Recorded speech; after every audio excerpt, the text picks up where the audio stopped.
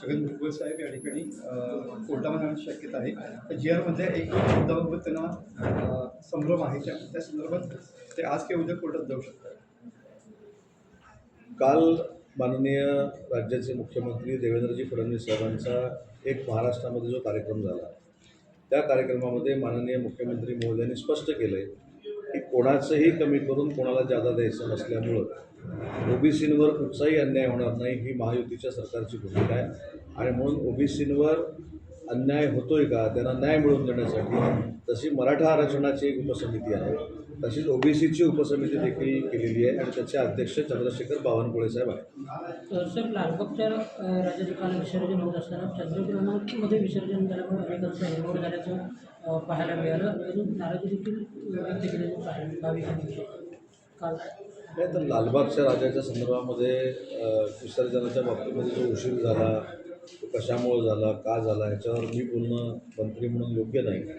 परंतु मला असं वाटतं की लालबागच्या राजाचं जे पावित्र्य आहे, लाखो लोक लालबागच्या राजाचं दर्शन घ्यायला जातात, तर त्यांच्या भावनांचा विचार देखील व्हावा आहे भविष्यामध्ये, ही माझी मनापासूनची इच्छा आहे. 17 सप्टेंबरपर्यंत निर्णय घ्या पूर्वी दाखले देण्यासंदर्भात, अन्यथा मला विचार करावा लागेल, अशा पद्धतीचं वक्तव्य जे आहे ते मनोज जरांगेने आज केलं आहे. तर दाखल्याच्या संदर्भामध्ये मला असं वाटतं की उपसमितीचे जे अध्यक्ष आहेत विखे पाटील साहेब, ते परवा देखील मनोज जरांगे पाटलांना जाऊन भेटून आलेले आहेत. त्यांनी अनेक काही खुलासे त्यांच्याकडे केलेले असतील. त्याच्यामुळे विखे पाटील साहेब उपसमितीचे अध्यक्ष म्हणून मनोज जरांगे पाटलांच्या पूर्ण संपर्कामध्ये आहेत. त्याच्यामुळं मराठा समाजावर अन्याय होणार नाही ही भूमिका शासनाची तर आहेच. म्हणूनच मागच्या वेळी 10% आरक्षण केलेलं आहे, यावेळी हैदराबाद गॅजेटियर काढण्याचा निर्णय घेतलेला आहे. त्याच्यामुळे त्यांच्या शंका ज्या आहेत ते अध्यक्ष म्हणून विखे पाटील साहेब दूर करतात. फडणवीस साहेबांनी सुद्धा या समितीनं असं म्हटलं आहे की ओबीसी समाजाचं अहित कुठेही आम्ही होऊ देणार नाही. मग तेच बोलू ना, म्हणजेच कमी काही होऊ देणार नाही आरक्षणामधलं. आणि शेवटी महाराष्ट्रामधला सगळा जो समाज बांधव आहे, विविध घटकांमध्ये काम करणाऱ्या कुठच्याही समाजावर अन्याय होऊ नये ही आमची महायुती सरकारची प्रामाणिक भूमिका आहे आणि त्या भूमिकेतनं सरकार आपण चालवतो आहे. मुख्यमंत्र्यांनी असं पण एक उल्लेख केला की सरसकट सगळ्यात मराठा समाजाला ओबीसीमधून किंवा ओबीसीचं कुठे प्रमाणपत्र मिळणार नाही. ज्यांचं गॅझेटमध्ये किंवा त्यांना अशी नोंद असेल कुठली मराठा, त्यांनाच हे प्रमाणपत्र दिलं जाईल. कालचं जर आपण माननीय मुख्यमंत्री मोदयांचं भाषण ऐकलं तर त्याच्यामध्ये त्यांनी मराठा समाजाला कशा पद्धतीनं न्याय दिलेला आहे, कशा पद्धतीनं दाखले दिले जातील आणि हे दाखले देत असताना कुठच्याही ओबीसी समाजावर अन्याय होणार नाही. कारण त्या ओबीसी समाजामध्ये 374 पोट जाती आहेत, त्याच्यावर कुठेही अन्याय होणार नाही ही भूमिका राज्याचे प्रमुख म्हणून स्पष्ट केलेली आहे. आणि त्यांनी ही भूमिका स्पष्ट केल्यानंतर त्यांच्याच मंत्रिमंडळातला सहकारी म्हणून मी त्याच्यावर पुन्हा एकदा काही माझं मत मांडणं हे योग्य आहे. उपराष्ट्रपती पदासाठी उद्या निवडणूक होती आहे. नेमकी स्ट्रॅटेजी ठेवण्यासाठी आज शिवसेनेची सुद्धा दिल्लीमध्ये बैठक होती आहे. काय सांगा? माननीय देशाचे पंतप्रधान नरेंद्र मोदी साहेबांच्या नेतृत्वाखाली ही निवडणूक होते.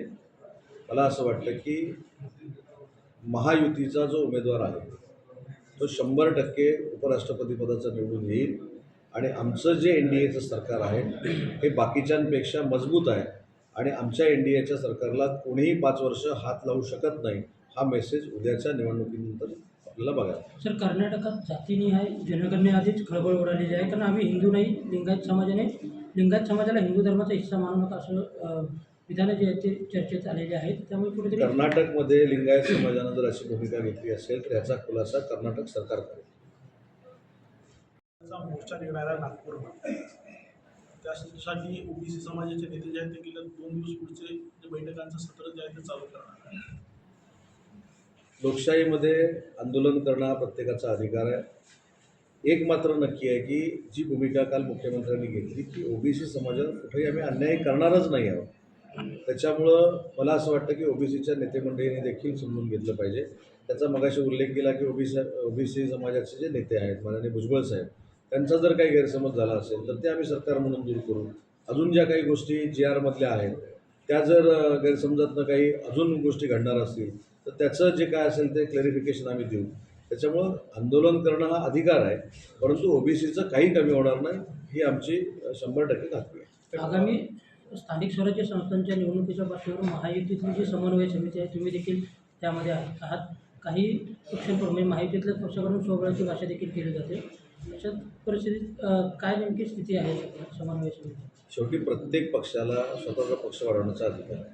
प्रत्येक नेत्याला स्वतःच्या पक्षाबद्दल बोलण्याचा अधिकार आहे. असं काल मी देखील सांगितलं की महायुतीनं आम्ही नक्की लढणार आहोत, परंतु प्रत्येक जागेवर शेवटी तयारी करून ठेवली पाहिजे. त्याची आम्ही पण तयारी करतोय. असं एकच पक्ष करतोय अशातला भाग नाही, सगळेच करतात. पण समन्वय समितीमध्ये ज्यांनी पत्रकार परिषद घेतली ती नाही आहे. समन्वय समितीमध्ये चंद्रशेखर बावनकुळे साहेब आहेत, रवींद्र चव्हाण साहेब आहेत, मी आहे, शंभूराज देसाई साहेब आहेत, सुनील तटकरे साहेब आहेत आणि हसन मुश्रीफ साहेब आहेत. आणि त्या समन्वय समितीची बैठक 10 तारखेला आयोजित केलेली आहे. त्याच्यामध्ये आम्ही सगळ्याची सांगोपांग चर्चा करू. संजय राऊत असं म्हणतात की नवीन येणाऱ्या उपराष्ट्रपतींनी सावध राहावं, कारण का भाजपने मुहूर्त न काढता पितृपंधरवड्यामध्ये ही निवडणूक घेतलेली आहे. तर पितृपक्षाचं ज्याचं चांगलं उत्तर मी दिलं असतं, पण पहिलाच दिवस आहे म्हणून देत नाही. माझं म्हणणं की पितृपक्ष हे अनेक भाषणातनं आम्ही असं ऐकलेलं आहे की UBTचे पक्षप्रमुख कायमस्वरूपी असं सांगतात, पितृपक्ष म्हणजे वडिलांचा पक्ष, पितृपक्ष म्हणजे वडिलांबद्दलचा आदर, असं त्यांच्याकडनंच आम्ही शिकलेलो आहे. त्याच्यामुळं आज पहिलाच दिवस असल्यामुळं कोणाचे पितर मी खाली आणत नाही, त्याच्यावर मला बोलायचं नाही. पण तुम्ही पण वारंवार मी सांगतो की तुम्ही फारच सगळ्यांचं मनावर घेता. आमचं पण थोडंफार मनावर घेतलं खरं आहे ते तर बरं होईल. आणि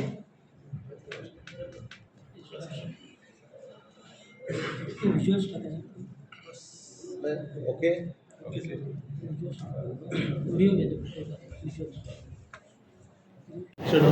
अनेक तक्रारी होतात त्या संदर्भात काय बैठकीमध्ये?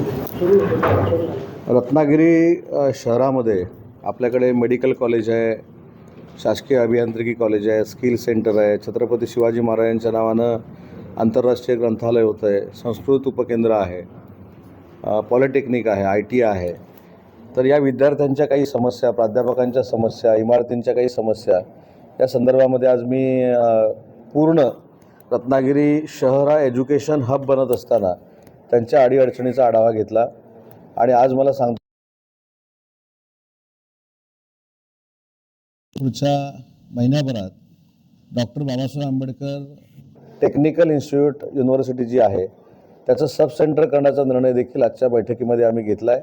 ज्या ठिकाणी आपली आज ही पत्रकार परिषद सुरू आहे त्याच इमारतीमध्ये जागा देण्याचा निर्णय आज आम्ही घेतलेला आहे. संस्कृत उपकेंद्र जे आहे त्यांना 1 एकर जागा शासकीय देण्याचा निर्णय देखील आजच्या बैठकीमध्ये घेण्यात आलेला आहे. ITIचं 10 कोटी रुपये खर्च करून पूर्ण अपग्रेडेशन करण्याचा निर्णय देखील आज आम्ही घेतलेला आहे. त्याच्यामुळं मला असं वाटतं की रत्नागिरी शहर हा एज्युकेशन हब बनत असताना त्यांच्या काही अडीअडचणी होत्या त्या सोडवण्यासाठी आजच्या बैठकीचं आयोजन केलेलं होतं. तुम्ही पण मी रत्नागिरीत असताना मला जरा 8 वाजता भेटत चला ना, म्हणजे माझी पत्रकार परिषद पहिली होईल.